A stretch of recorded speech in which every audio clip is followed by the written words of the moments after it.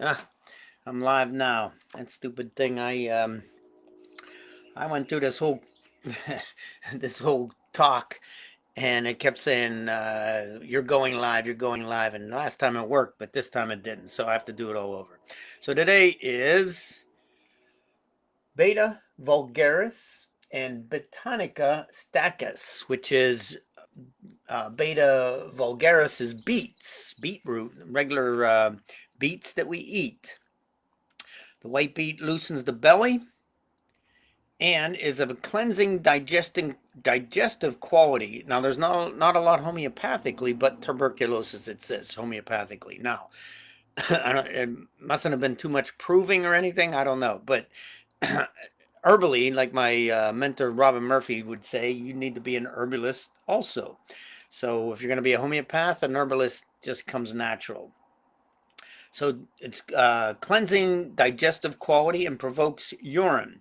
The juice of it opens the obstruction both of the liver and spleen, and is good for the headache and swimming therein. So a headache with vertigo. Turning of the brain. It is effectual against all venomous creatures, and applied upon the temples stayeth inflammation of the eyes. It helps burnings, being used without oil. So burns on the skin, venomous creatures like spider bites and things like that. With a little alum put to it, it is good for St. Anthony's fire. I should have looked that up, see what that is. It is a good for all wheals, pustules, blisters, and blains. So that's all skin stuff. The herbs boiled and laid upon chilblains or chives. I don't know what chives is. Helps them. Decoction in water and some vinegar heals the itch of if bathed therein. So beets with vinegar would help any itch and cleanse the head of dandruff and scurf. Scurf is a scabby thing on the head with dry scabs. Yeah, doth much good for fretting and running, sores, ulcers, and cankers in the head, legs, or other parts, and is much recommended against baldness and shedding of the hair. The red beet is good to stay the blood flux of woman's courses, menses, and the whites, and to help with the yellow jaundice. So good for jaundice, so obviously liver stuff. The juice of the root put into the nostrils purge the head, help the nose, the noise in the ears, and the toothache. So good for the ears and toothache. Any noise, like ringing in the ears. Beetroot juice is used in combination with other vegetable and fruit juices. For example, the combination, this is modern uses. Carrot and beet juice with coconut milk is a potent cleanser of the kidney and gallbladder. So obviously gallbladder and kidney stuff it's good for. Okay, so like I said, Beta vulgaris is good for any kind of mucus. Now, chronic catarrh, that can be of the nose, that can be, and reading through a lot of the homeopathic literature, it can be good for catarrh of the kidneys, the livers. We don't think that there's mucus in the kidneys and livers and that, but there is. And good for tuberculosis. So, the next one is Betonica Stachys, which is, what is it, wood betony. What's the names of it? It is very common. Where is it? Betonica officinalis. Stachys officinalis is what it's called. According to Antonius Musa, physician to the Roman Emperor Augustus Caesar, betony preserves the liver and body of the man from epidemic diseases. It is also in the practice of Caesar's to keep foals about him. Okay. It helps those that cannot digest their meat, so good for digestion. Those that have weak stomachs or sour belchings, which is heartburn. It helps the jaundice, which is liver stuff. Falling sickness, the palsy, convulsions, shrinking of the sinews, the gout. Those that are inclined to dropsy, and those that have continual pains in their heads. The powder mixed with honey for all sorts of coughs or colds, wheezing or shortness of breath, and as you'll see, homeopathically it does the same thing.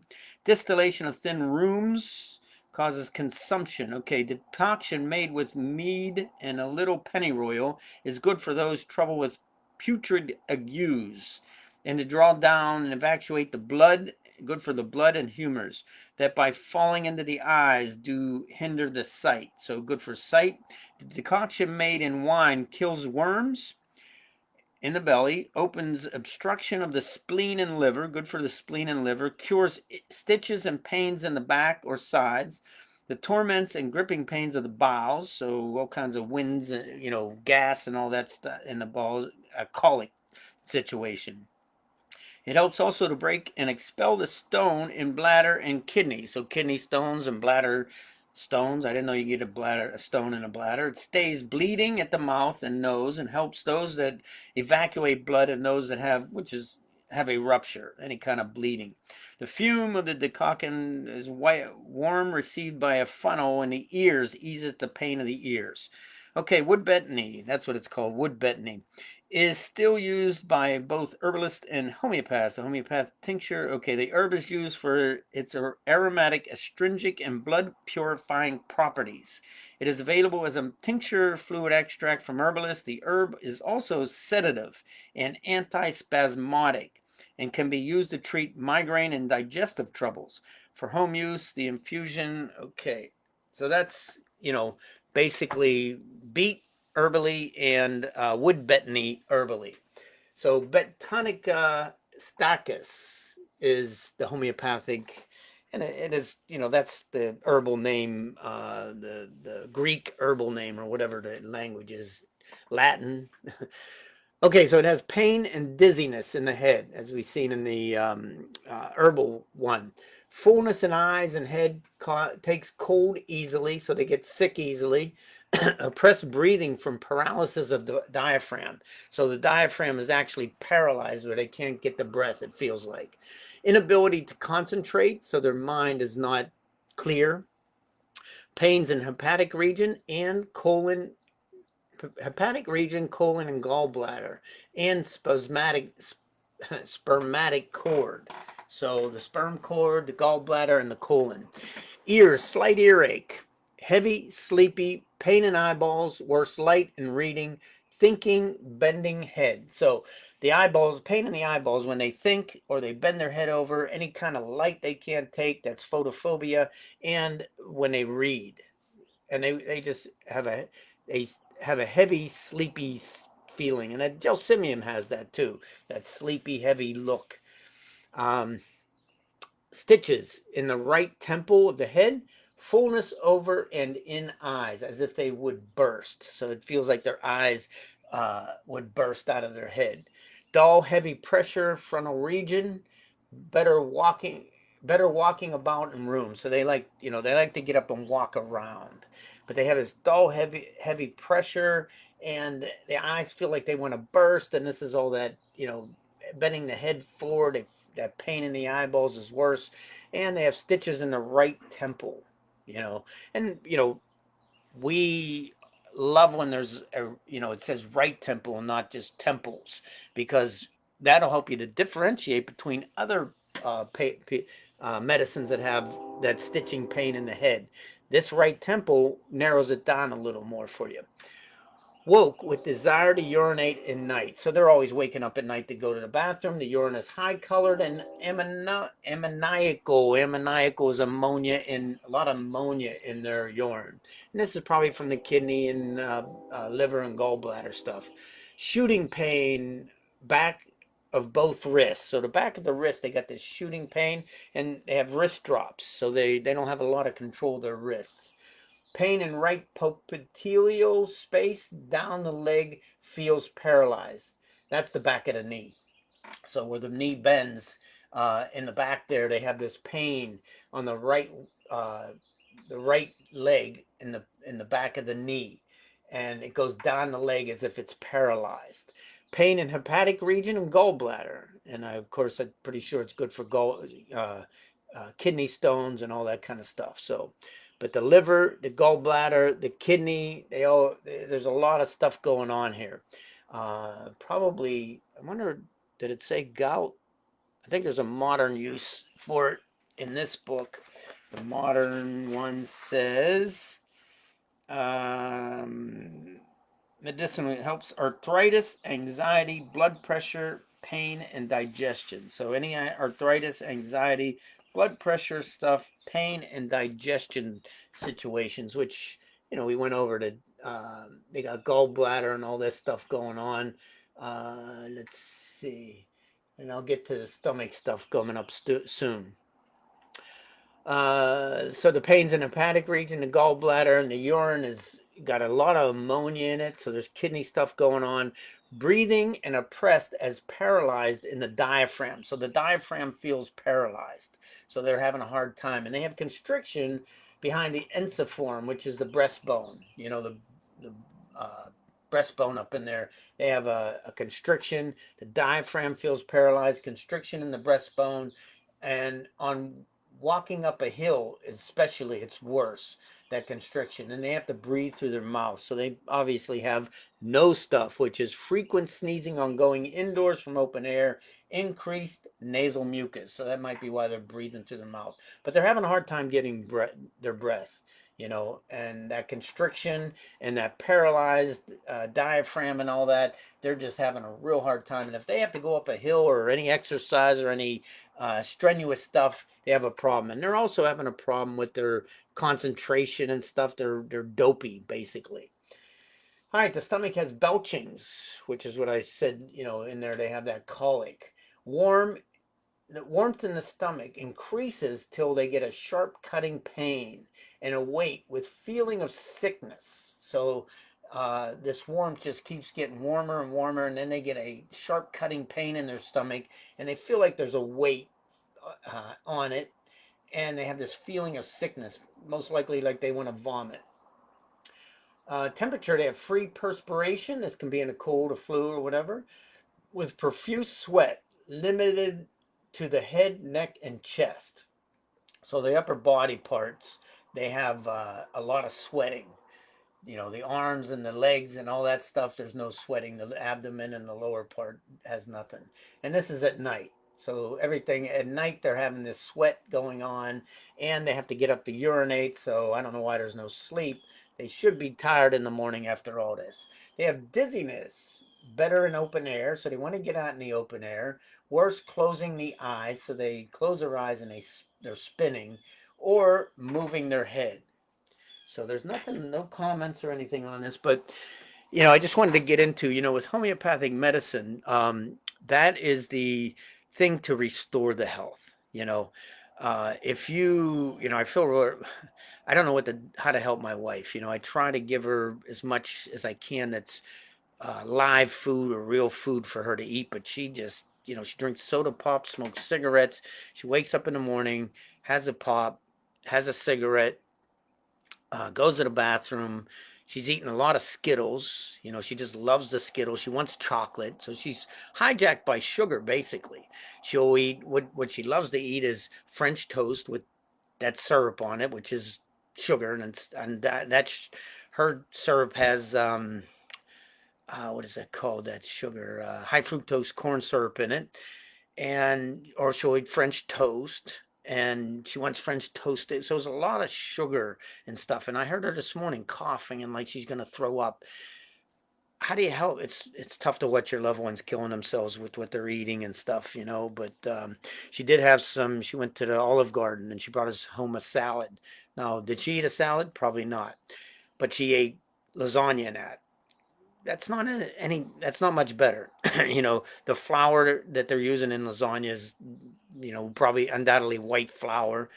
Pizzas, she'll eat pizzas, that's white flour. So, you know, and everybody, not just her, the whole society is hijacked like this. Everybody's wondering, why am I overweight? I need Ozempic. You know, I seen a cartoon the other day. The line was Ozempic, you know, to get Ozempic was a full line.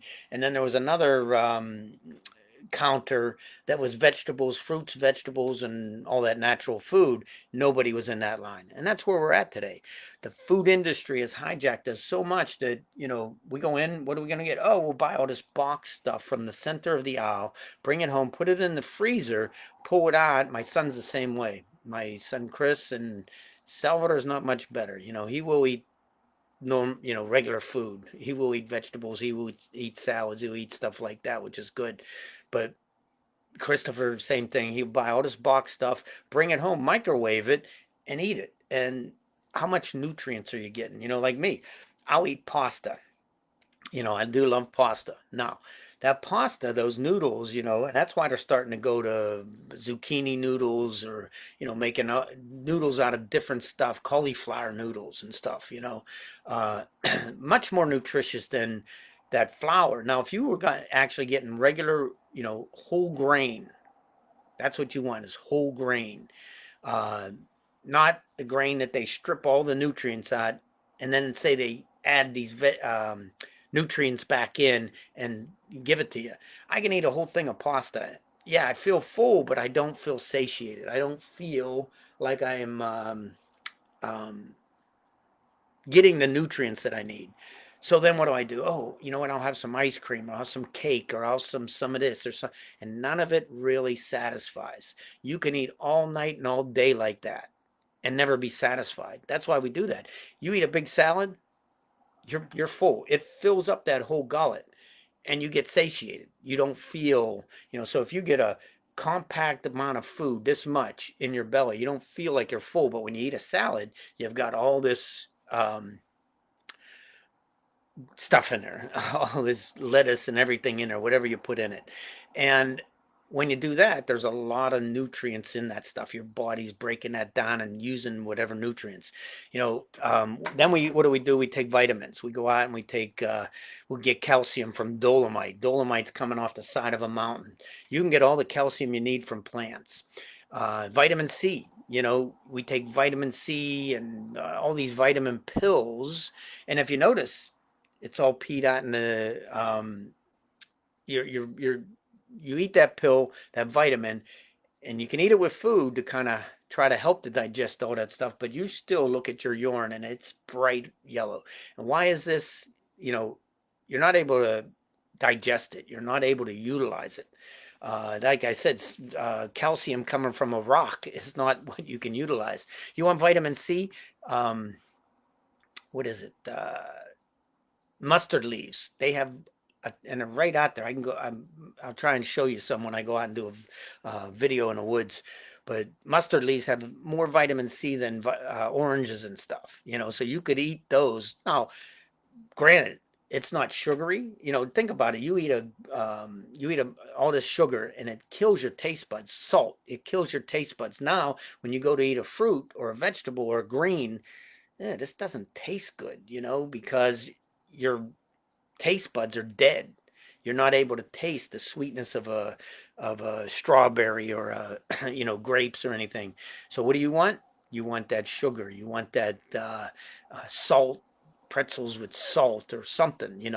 And we're just hijacked by the food industry. And then what happens? We get sick. Now they have to give you drugs.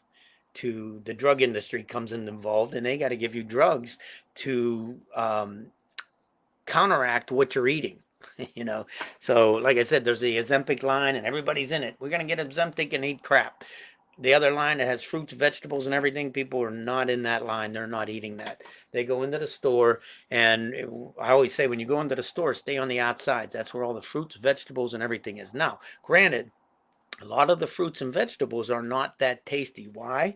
Because they're picked before they're ripened. And they have to do that because they will rot on the way. Then they're sent miles, thousands of miles sometimes, to your store. By the time you get it, if you don't eat it quick enough, it'll be rotten in a day or two. So you really have to get it and eat it. At that point, I remember growing vegetables, and my kids, they would never, we don't want peas or this or that. When I grew them, they were like, wow, these things are delicious, because I grew them right there. We ate them. They were very delicious. So if you can, grow your own stuff. But me, I just go out and pick stuff from the woods. I've got some brick cap mushrooms I just picked that I'm going to cook up. I got some chicken of the woods. I'm going to go get some nettle and some plantain and probably some mustard leaves and some things like that. Of course, I got lettuce that I bought from the store, but and I'm not saying the store bought stuff is that bad, but if you can get it locally, that it'd be much better. It tastes better. The nutrients would be better. It wouldn't rot on you too quick. So you really want to support your local farmers too, because right now they're struggling. These farmers, they lost all their soybean business. They lost a lot of business, and I don't know what's going to happen. It's going to all be conglomerated into one big group. I would imagine, like it always does, prices will go up, product will be worse. And anyways, and then movement. You want to move. You don't want to, exercise. We think of exercise as like I go lift a few weights and I'm good. Big muscles is not where it's at. Where it's at is your core. You want your core to be strong. And what's that come from? Sit-ups, push-ups, leg lifts. Do some leg lifts. That will get your core very strong. Qigong is great. If you are exercising and you have to go and rest after that, that's not real energy building exercise. Doing qigong afterwards, you feel vibrant, you feel ready to go, your energy's up, and you're ready to move. So basically, what you eat, and that's the whole health coaching thing. I should really start doing some health coaching stuff, but I really want to get homeopathic medicine out there because people don't realize, especially if we do lose, everybody loses their insurance, because if the insurance does go up, like my sister checked from 500, I think they're paying her and her husband, to with the penny or ACA, the American Care Act, to 1,700 a month. People aren't going to be able to afford that. That's more than her mortgage, she said. My mortgage isn't even that much. So she's going to have to, everybody's going to have to let their insurance lapse. So at least if they have homeopathy in their mind, I just had a lady, can you help me? Well, no, I'm not a homeopath, but I can educate you on how you can be helped. I've helped a lot of people by introducing them to homeopathy and telling them, well, this medicine probably will work for what you got going on. And it's worked for a bunch of different people. A lady in Germany, a lady in and I just suggest, I say, look, this is what this medicine says. Does that sound like your symptoms? Try it, see what happens. But my goal is not to just, I don't want to be a homeopath. I don't want to sit there and take cases. I want to educate people on how to utilize this for your families. Once I get it into people's minds that there's an alternative method of healing yourself, once I get that into people's minds, and then get homeopathy into people's hands and educate them on how to use it, how to take care of their family with basic homeopathic medicines. And then, you can go deeper if you want. And I can direct you to where to take courses to become a homeopath. I can, you come into my community, I can teach you how to utilize this stuff for your family, as I have for 30 years. Anything that comes up, my wife got a hernia. I got a hernia, Sal, right-sided, like, look in my books, right-sided like a podium. Gave it to her, gone. No hernia anymore. And you know how hernia is. She's still lifting people and doing her job. She would have had to have a screen put over that. Be careful, not do anything for a while. 2 days after I gave her that medicine, it was sealed up. And that's what homeopathic medicine does. It seals the leak. Whether it seals the leak, and it also opens up constrictions, gets rid of the mucus, as we say, whether it's in the nose, mouth, head, lungs, liver, kidney, wherever the mucus is building up, it'll remove it. Great for skin stuff, any skin stuff you got going on, all kinds of things. It's very good for. And I've utilized it for my son, my children, and my wife ever since. My son's eyes swelled shut from a dog, bringing a dog home and him being allergic. Gave it to him. Swelling went away in, I don't know, an hour or two. I was pretty busy, but when I went back, the swelling was gone. His eyes were open now. And he finished it and never allergic again. I said, I've got to study this. And that amazes me, because I tell people what homeopathic medicine will work for them. It works. Like that lady with her daughter had COVID, man, in one day. The next day from gelsemium, she was gone. It was gone. She was better the next day. That doesn't usually happen. COVID or a flu or a cold is usually a week with antibiotics, or without antibiotics, it's usually a week. This was gone in a day. The next day, she said, yeah, her fever broke sometime that night or whatever, and the next day she was better. So at that point, you'd think she'd say, wow, I want to know how this works. But nobody grabs onto it. I don't understand that. But there will be people. And once they do, they come into my community. I show them how this works. I give them the basics of homeopathy, and then they can start utilizing them for their family. After that, the key, once you get your health back, once you restore the vitality of the person, that's what we're doing with homeopathy. We're not we're not fighting disease. My mentor, they said, "Do you cure cancer?" He said, if a cancer tumor walked in my door, I'd treat it." But he says, we treat the person, not the cancer. We don't treat the disease. I don't treat flus and I don't treat colds. I treat the person. When that person comes in, you look at that person and you say, what is going on with this person? What is the center of this problem? Where is it coming from? And that's clams. Concomitants, what's it related to? They got a fever and gastric stuff. Those two are related. Or they've got skin stuff with arthritis stuff. You got relations there. The location, where's it at? Is it the knee, the head, what's the main thing? Where's it coming from? The stomach? And I got in trouble, I guess. The guy had cancer in the ear and he had stomach problems, was the main issue he was worried about. It wasn't even talking about the cancer. When he went after the stomach problems, the cancer healed up. Now, how did that happen?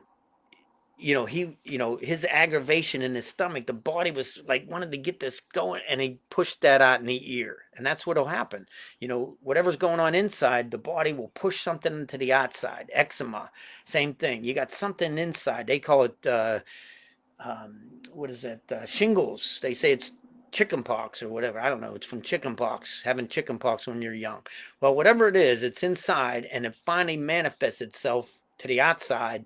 And then we put something on it to help that, and it goes back inside. Whereas homeopathy will give something that would cause that skin rash, that shingles, and it'll push that out and heal it and get rid of it. So, not supposed to say heal and all that, but I've seen it. It works. It basically clears up the symptoms.